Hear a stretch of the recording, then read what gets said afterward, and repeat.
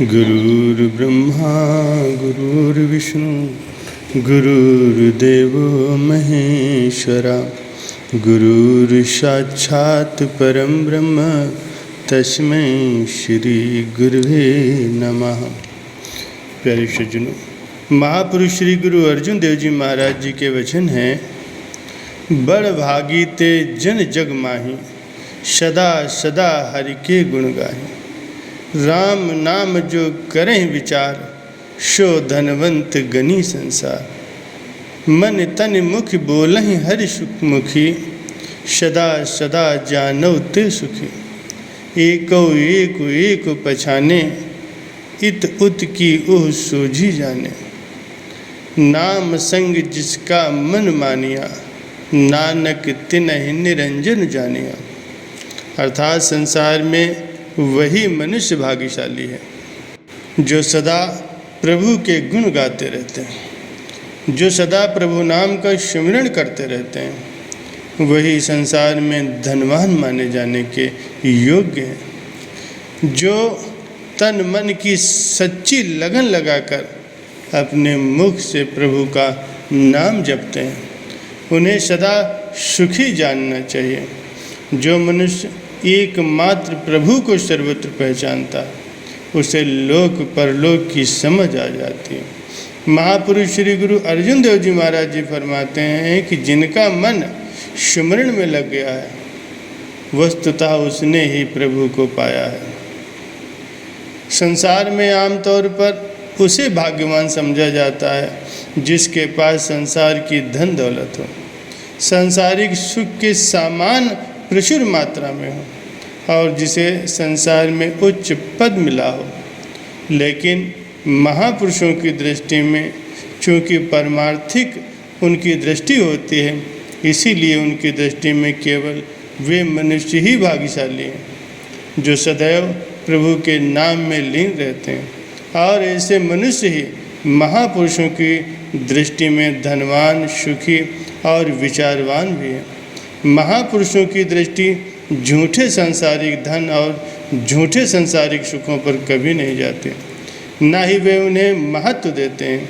यदि कोई मनुष्य सांसारिक दृष्टि से अत्यंत निर्धन है, परंतु उसकी वृत्ति परमात्मा के नाम स्मरण में लगी हुई है, तो महापुरुषों की दृष्टि में वह अत्यंत भाग्यवान है और उसका झोपड़े में रहना भी शोभाजनक है।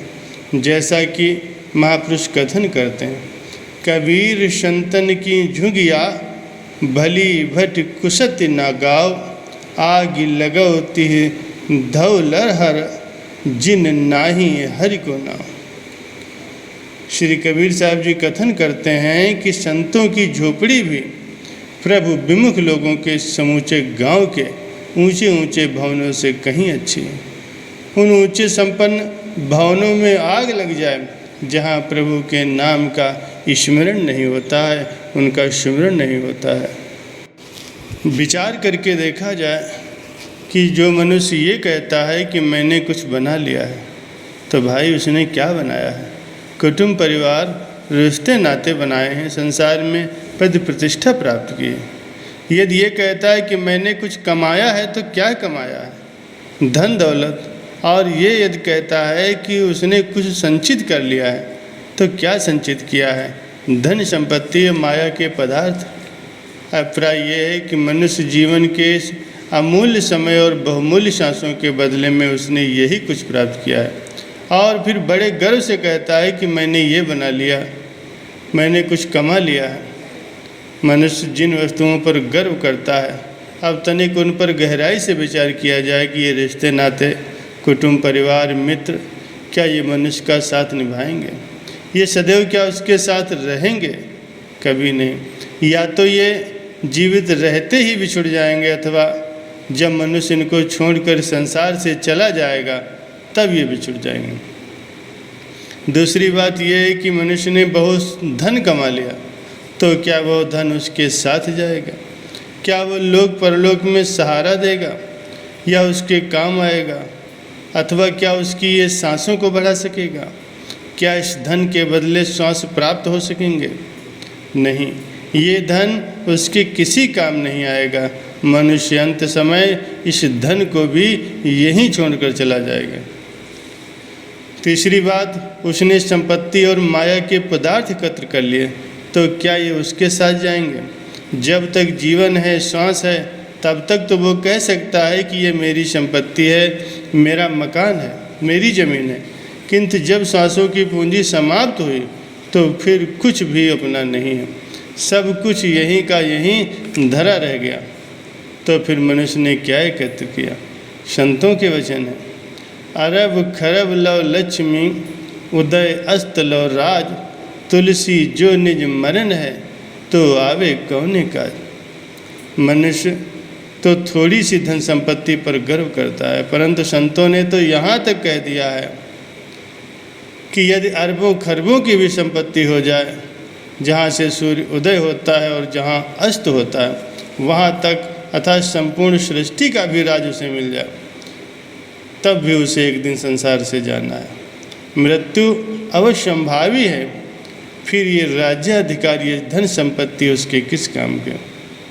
और इन सब पदार्थों को अपना समझने वाला, अपने आप को स्वामी समझने वाला ही इस संसार से चला गया, तो फिर ये धन संपदा, ये माया के पदार्थ उसके लिए किस काम के?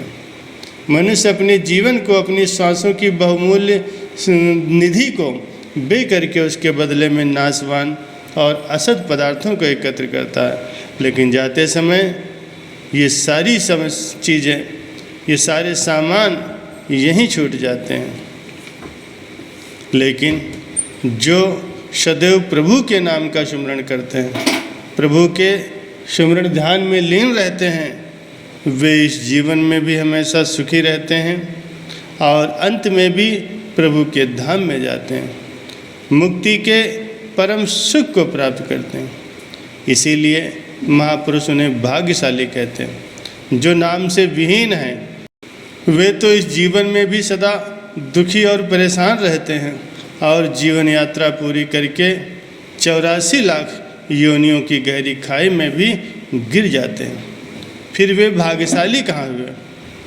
तात्पर्य यह है कि वही वास्तव में भाग्यशाली हैं, वही धनवान हैं तथा वही सुखी भी हैं, जिसके हृदय में प्रभु के नाम का निवास है, जिसका चित्त, जिसकी सूरत हर समय नाम की सिमरन में लगी रहती है। जैसा कि संतों का कथन है, शो धनवंत सोई बड़भागी, जाकी सूरत नाम में लागी। ऐसे ही भाग्यशाली गुरुजनों को ये सत्संग अच्छा लगेगा, वही इसे लाइक और शेयर भी करेंगे और महापुरुषों की कृपा भी प्राप्त करेंगे।